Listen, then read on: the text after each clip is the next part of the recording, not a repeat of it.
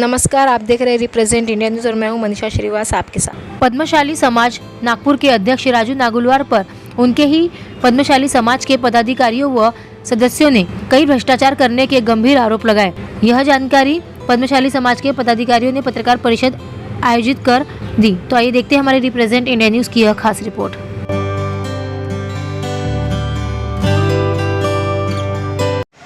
मी पराग केशवराव मार्गनवार, मी समाजाचा माजी युवक अध्यक्ष आणि कार्यकारिणीचा मेंबर असून म्हणजे माजी कार्यकारिणीचा मेंबर असून मी समाजाचा अध्यक्ष जे राजू नागुलवार आहे यांना एकच बोलतो की त्यांनी निवडणूक नियमपद्धतीने घ्यावं आणि स्वतःचा राजीनामा देऊन एक कार्यकाळ संपवून वेगळं व्हावं।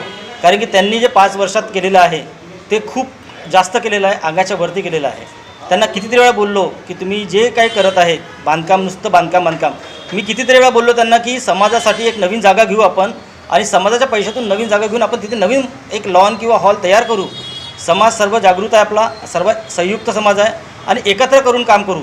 पण ते कधीच एकत्र करून करतात नाही, कारण त्यांना फक्त काही लोकच घेऊन काम करायचं आहे। कारण की तिथे समाजाचा पैशाचा का घोळ होते हे काहीच माहीत करू द्यायचं नाही लोकांना। आणि दुसरी गोष्ट, त्यांनी मागे एक महिला निवडणूकमध्ये 19मध्ये त्यांनी 25 ऑगस्ट 2019मध्ये त्यांनी जे महिलांची निवडणूक घेतली होती त्यावेळेस त्यांनी बाउन्सर वगैरे बोलवून आमच्या सर्वांना लोकांना हाकलून काढलं होतं बाहेर। म्हणजे समाजाचं लोक व्यक्ती नको आणि बाहेरचे सर्व लोक म्हणजे पाहिजे। आता त्यांनी मागे याच वर्षी कोजागिरीचा कार्यक्रम घेतला होता दुसऱ्या समाजाच्या लोकांना बोलवून, म्हणजे समाजाचे लोक नको त्यांना आणि बाहेरच्या समाजाचे लोक पाहिजे। हे कितपत योग्य आहे? हॉल हा समाजाच्या प्रत्येक व्यक्तीच्या पैशातून बनलेला आहे, म्हणजे प्रत्येकाने वर्गणी दिली त्यावेळेस तो हॉल बनलेला आहे आणि त्याच्या व्यतिरिक्त तो हॉल पर्सनल कोणाचा नाही आहे। त्या हॉलमध्ये प्रत्येकाला अधिकार आहे बोलायचा, पण तो व्यक्ती कधीच कोणाला बोलू देत नाही। यावर्षी पण आमसभेत आम्ही कितीतरी वेळा आवाज दिला, ते फक्त आपल्या कार्यकारिणीचे 5 मेंबर घेऊन काम करतात, दुसरं कोणाला बोलू देत नाही। आणि आम्ही प्रश्न विचारला तर आम्हाला म्हणतात सर्व मान्य आहे, तुम्ही जे करताय चॅरिटीमध्ये करा। आपल्या पदाचा गैरवापर करून आम्हाला जबरदस्ती प्रेशराईज करतात, त्याच्यावर आम्हाला पोलीस कंप्लेंट करून धमकी देतात। आमचा तो मेसेजेस पण आहे, ज्या मेसेजवर त्यांनी धमकी दिली होती। निलेश गाजिंबार यांनी मेसेज टाकला होता पद्मशाली समाजाच्या ग्रुपवर की तुमच्यावर पद्मशाली समाजावर नियमानुसार कारवाई करण्यात येईल। आम्ही एकही शब्द कमेंट नाही करतात, ते लोक भडकवतात पण आम्ही एकही शब्दाचा कमेंट न करतात। आम्ही समाजाचे सदस्य नाही आहे का? आम्हाला अधिकार नाही आहे का प्रत्येकाचा हिशोब विचारायचा? मी तर म्हणतो प्रत्येकाचा गरीब व्यक्तीला पण अधिकार आहे तुम्हाला हिशोब विचारायचा। समाजाच्या प्रत्येक व्यक्तीला म्हणजे जमा करून बोललं पाहिजे। सर्वांनी एकत्र या आणि सर्वांनी बोला की आपण पद्मशाली आहे आणि पद्मशालीचा अधिकार वापरायचा आहे। हा राजू नागुलवारसारखे 100 येऊन जाय तरी चालते। आपण भ्रष्टाचारीचा आरोप केला आहे, भ्रष्टाचार कसा झाला आणि कुठे भ्रष्टाचार कसा झाला आहे अकाउंटिंगमध्ये तुम्ही दाखवत आहे, काही गोष्टी आमच्या नजरेत आलेल्या आहे। ती तुम्ही 3.5 लाख रुपयात फक्त डक्टिंगचा खर्च करत आहे। डक्टिंग चालू आहे नाही आहे, आम्हाला बसून आहोत तिथे, चालू नव्हती डक्टिंग। चालू करा म्हटलं तर म्हणजे काचाचा दरवाजा लावल्याशिवाय आपण थंड होणार नाही। आणि तुम्ही डक्टिंगमध्ये 3.5 लाख रुपये खर्च करायच्याबद्दल तुम्ही 8 AC घेतले असते तर तो थंडा केला असता हॉलला। त्याच्या व्यतिरिक्त तुम्ही अगर हॉलला वरती एवढाच खर्च करत आहे, तुम्ही रिपेरिंगचा सोलर लावायला पाहिजे। गव्हर्नमेंट सबसिडी तुम्ही राजकारणात आहे, त्या गोष्टीची पावर घेऊन तुम्ही सबसिडी लवकर क्रिएट करू शकता, लवकर मिळू शकता। या विषय घेत नाही। जिथून पैसा निघाला पाहिजे तिथून फक्त खर्च करतात, तो खर्च करायला। बाकी ज्या पैसे जिथून खर्च निघणार नाही ना तो पैसा कधीच खर्च करणार नाही तो व्यक्ती। माझी मागणी एकच आहे, आमच्या समाजाच्या पूर्ण समाजाच्या लोकांची मागणी एकच आहे की त्यांनी राजीनामा द्यावं, कार्यकाळ संपूनही राजीनामा द्यावा आणि चॅरिटी माध्यमातून निवडणूक घ्यावी। आणि मी तर एकच म्हणेन त्यांच्या कार्यकारिणीत एकही मेंबर उभं राहावं। आकाश माडेवर, पद्मशाली समाजाचा आजीवन सभासद। मागच्या 17 वर्षापासून जवळपास मला वाटते एक अंदाज लावला तरी आम्हाला अशी शंका आहे की 2.5 ते 3 करोड रुपये उत्पन्न झालं आहे आणि समाजामध्ये फक्त 1.5 लाख रुपये आहे। हा खर्च उत्पन्न झाला, कशा संदर्भात उत्पन्न झाला? समाजामध्ये आमचं सभागृह आहे मार्कंडे पद्मशाली समाज भवन, इथे आमचं मानेवाडा रोडला आमचं सभागृह आहे। तिथे लग्न, तेरवी, साक्षगंध, बारशे असे प्रोग्राम होत असतात। या प्रोग्रामाच्या माध्यमातून समाजाला उत्पन्न निर्माण होत असते। त्या उत्पन्नाच्या माध्यमातून जवळपास एक वार्षिक सरासरी उत्पन्न 15 ते 20 लाख रुपये उत्पन्न आहे। मागच्या आपण ॲव्हरेजही काढलं 16 ते 17 वर्षाचा तर 2.5 ते 3 करोड रुपये उत्पन्न होतो आणि समाजामध्ये फक्त आता जवळ 1.5 लाख रुपये उत्पन्न आहे। 1.5 लाख रुपये बँकेमध्ये सेव्हिंग आहे, बाकी सगळं खर्च केला आहे, काही कुठे खर्च केला आता 4 वर्षाआधी समाज सभागृहाचं काम झालं समाजभवनाचं.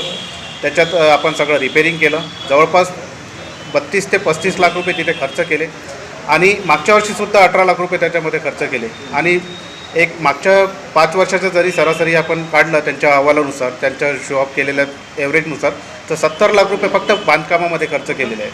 हा प्रत्येक वर्षी 15 ते 20 लाख रुपये बांधकामात खर्च शक्य नाही. आणि एक समाजाला साहित्य परचेस करतो म्हणून दाखवणे, जसं भांडे, बिछायत असे साहित्य ते खरेदी करतो म्हणून दाखवतात. हा राजू नागुलवार हे समाजाचे अध्यक्ष आहेत. हे मागच्या 2019ला सुद्धा त्यांनी स्वयंघोषित अध्यक्ष म्हणून स्वतःला डिक्लेअर करून घेतलं. आम्ही त्याचासुद्धा विरोध केला होता. विरोध केला असताना राजू नागुलवार यांनी आमच्यावर खोटे गुन्हे दाखल करून पोलीस तक्रारसुद्धा केली होती. तेव्हा आम्ही पोलीस स्टेशनमध्ये जाऊन आमचे जे काही त्यांचे पुरावे देऊन आम्ही सुटका करून घेतली. आतासुद्धा यावर्षी 2025ला 15 ऑगस्ट रोजी राजू नागुलवार यांना आम्ही समाजभवनामध्ये प्रश्न विचारले असता आमसभेमध्ये त्यांनी त्या प्रश्नाचे उत्तर तर दिले नाही आणि सोशल मीडियाद्वारे पोलीस यंत्रणेचा गैरवापर करून, पोलीस प्रशासनाचा वापर करून आम्ही तुमच्यावर गुन्हे दाखल करू अशी आम्हाला धमकी देण्यात आली.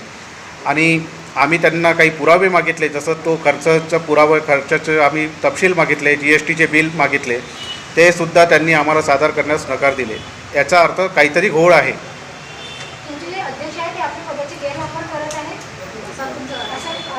हो, पद्मशाली समाजाचे अध्यक्ष राजू नागुलवार हे समाजाचा अध्यक्ष म्हणून ते समाजाचा गैरवापर करत आहेत. आमची मागणी हीच आहे की जे त्यांनी खर्च केला असेल त्याचे GST सकट सगळे पुरावे त्यांनी सादर करावे आणि अध्यक्षपद जर त्यांचा कार्यकाळ संपला आहे तर त्यांनी धर्मदायुक्ताच्या नियमानुसार एक नवीन निवडणूक घ्यावी. नरेश चिंतामण इरमलवार. मी पदाधिकारी आहो, आज पण होतो त्यांच्या सहकार्यामध्ये आहो. पण त्यांनी मला 4 वर्ष झालेलं आहे. एक संस्था नरेश चिंतामण इरमलवार, मी उपाध्यक्ष पद्मशाली समाजाचा. त्यांचं मी क्लोज राहत होतो, सर्व गोष्टीत राहत होतो. पण त्यांनी 4 वर्ष झाले मी एक संस्था उघडली, पद्मशाली श्रीरामनवमी जन्मोत्सव संस्था. त्याच्यामुळे ते दूरजापणा त्यांनी केलेला आहे. कोणत्या मिटिंग राहायला बोलवतो नाही बोलवत मला, तर मी त्याचा काही विरोध केला पण नाही. मी आपला पण त्यांनी असा समजला मला का वेगळा संस्था केला, वेगळे लोक झाले. आमचा ग्रुप जे आहे, मंडळ आमचं आहे ते वेगळेच आहे असं दर्शवून त्यांनी लोकांना नजरेमध्ये आणलेलं आहे. त्याच्यामुळे त्यांना आम्हाला माहिती पूर्ण देत नाही, माहिती घेत नाही. पण आता 15 ऑगस्टला मी माहिती घेतली थोडी त्याकडनं. भाऊ म्हटलं तुमचा काळ संपलेला आहे आणि आपण इलेक्शन घेतो म्हणे. आणि म्हटलं मी दर महिन्याला 3-3 महिन्याला मी हिशोब देत आहो म्हणे. हा एडिट केलं, सर्व केलं आहे. तर मला हा याच्याविषयी बोलायचंच नाही, कारण आपण याच्या त्यांच्यात दूर राहू. फक्त मला एकच मनात होतं, समाज ते बी समाजाचं काम करतात, मी बी समाजात लोकांचं काम करतो. तर त्यांनी आम्हाला समाजात छताखाली बसू द्या, जागा द्या आणि आमचा कारभार चालू द्या असं माझं म्हणणं आहे. आणि त्याने आता त्याचा झालेला काळ त्याने राजीनामा देऊन सण आपलं इलेक्शन घेऊन घ्या. माझं नाव रमेश कोकलवार आहे. मी 45 वर्षापासून समाजाचा कार्यरत आहोत. एक दिवस अशीच गोष्ट निघाली होती. आमचे अध्यक्ष साहेब राजू नागुलवार म्हणे हे आपला प्लॉटची जागा आहे, छोटी पडते, याला म्हणे 15-20 लाखापर्यंत आपण 15-20 करोडपर्यंत विकून टाकू म्हणे याला. आणि म्हणे 2-3 एकर जागा घेऊ आपण, तिथं म्हणे आपण बांधू म्हणे. मी त्यांना एवढंच म्हटलं की साहेब हे मुख्याची जागा आहे, आपल्याला ग्रामीणमध्ये जावं लागेल प्लॉट जर घेतला तर. एवढंच बोलणं झालं. राजू नागुलवार अध्यक्ष त्यांनी माझ्याशी एक वेळा असा संपर्क केला होता. तुम्हाला वाटतं की तुमच्या समाजात हे म्हणजे पदाधिकारी अध्यक्ष आहे, हो, संघटना ते लायकीचे नाही असं बोलतात. हो आहेच. हे जर अशा पद्धतीचे जर व्यवहार करत असतील ते समाजाच्या लायकीचे नाहीच. असे बी आरोप आहेत, दारू पिणं, हे करणं, हे सर्व खोटी गोष्ट आहे. स्वतः मी पकडलं त्यांना दारू पिताना कुठे? तिथंच हॉलमध्ये. हा पराग आणि मी स्वतः समाजभवनमध्ये. हां, समाज भवनमध्ये मीटिंग आपला तो त्यांचा पर्सनल जो हॉल आहे ना तिथं. म्हणजे तुमचे असा आरोप आहे की तुमच्या समाजाचे जे अध्यक्ष आहे हा. वर्तमानमध्ये हो, ते तुमचे हालचा गैरवापर करत आहे, तिथे गैरपद्धती काही ते हे सुरू आहे. तर करतेच. आता नेहमीच आपण जाऊन बसत नाही, पाहत नाही ना. ते 3-4 लोक बसतात, नेहमीच बसतात. आणि ते राजकारणी आहे, भारतीय जनता पार्टीमध्ये ते पदावर आहे, नगरसेवक राहिलेले आहे. तर तुम्ही तुमचे पार्टीचे असे अरे मी स्वतः त्यांना एक वेळा मी सांगतो तुम्हाला, आता या 15 वर्षाच्या आधी मागचा आमचा लागलेला प्लॉट एक खाली होता प्लॉट, म्हणजे छोटं झोपडं होतं, तर ते 30 लाखामध्ये आपल्याला द्यायला तयार होते. म्हटलं साहेब बोलले पैसे आहे, म्हटलं 33 लाख रुपये जमा आहे आपल्याकडे, म्हटलं घेऊन टाकू, म्हटलं आपल्याला पार्किंगसाठी होऊन जाते, म्हटलं हो केलं, नाही घेतलं. तुमचा असा आरोप आहे की त्यांनी राजकारण सोडलं पाहिजे किंवा असे व्यक्ती राजकारणामध्ये मी का म्हणतो ते राजकारण बाहेर करावं, माझं असं म्हणणं आहे. त्यांनी राजकारण बाहेर करावं. समाजामध्ये काय राजकारण करता तुम्ही? असं राजकारण करणं बरोबर नाही ना. बहिष्कार करत आहे का त्यांचे, म्हणजे जे पक्ष किंवा नगरसेवकच्या निवडणूक येत आहे ते तुम्ही बहिष्कार करणार का समाज? नाही, आम्ही कशाकरता करू? बाहेर आम्हाला काही गरजच नाही त्यांचा करायचा. तुमचा समाज करणार का बहिष्कार? करतेच, जे काही लोक आहे ते करायलाच.